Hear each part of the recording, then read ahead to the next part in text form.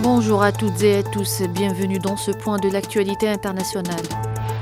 Un cessez-le-feu est entré en vigueur tôt ce matin au Liban après plus d'un an d'agression sioniste barbare contre ce pays ayant fait plus de 4000 martyrs libanais, des enfants et des femmes pour la plupart. Aussitôt annoncé, l'accord de cessez-le-feu a été salué par le Premier ministre libanais Najib Mikati, voyant une étape fondamentale vers la stabilité régionale. Mikati a indiqué que son gouvernement était engagé à renforcer la présence de l'armée dans le sud du pays.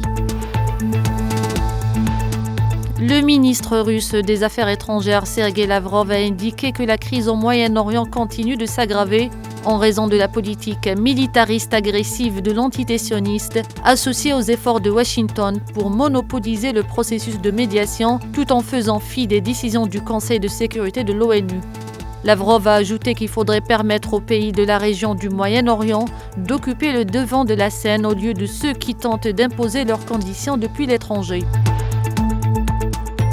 Le porte-parole adjoint des Nations Unies, Farhan Haq, a indiqué que l'entité sioniste empêchait l'arrivée des aides humanitaires de l'ONU dans les zones assiégées du nord de la bande de Gaza tout au long du mois de novembre. Sur 41 tentatives d'assistance de l'ONU, 37 missions humanitaires ont été refusées, tandis que les 4 autres ont été approuvées mais ont ensuite été entravées sur le terrain et n'ont été réalisées que partiellement.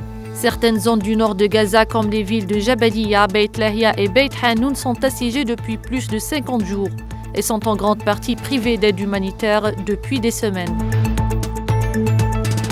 La délégation algérienne dirigée par le ministre algérien des Affaires étrangères Ahmed Attaf a réussi à expulser la criminelle de guerre, l'ancienne ministre des Affaires étrangères du régime sioniste Tzipi Livni, des travaux de la 10e édition du Forum des Nations Unies pour le dialogue des civilisations au Portugal.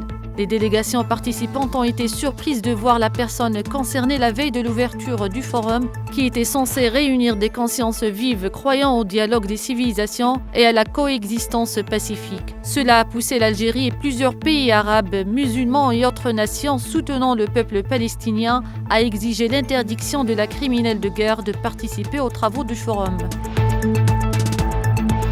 Au Brésil, un rapport de police publié mardi indique que l'ex-président brésilien d'extrême droite Jair Bolsonaro a participé activement à un projet de coup d'État visant à empêcher le retour au pouvoir de son successeur de gauche, Lula, après l'élection de 2022. L'ancien chef de l'État avait également pleinement conscience d'un projet présumé d'assassinat de Luiz Inácio Lula da Silva d'après ce rapport de plus de 800 pages qui réclame l'inculpation de Bolsonaro et de 36 autres personnes, pour la plupart des militaires. Le rapport a été remis au parquet et c'est au procureur général de la République, Paulo Gonet, que revient la décision d'engager ou non des poursuites. C'est la fin de l'info, merci de l'avoir suivi.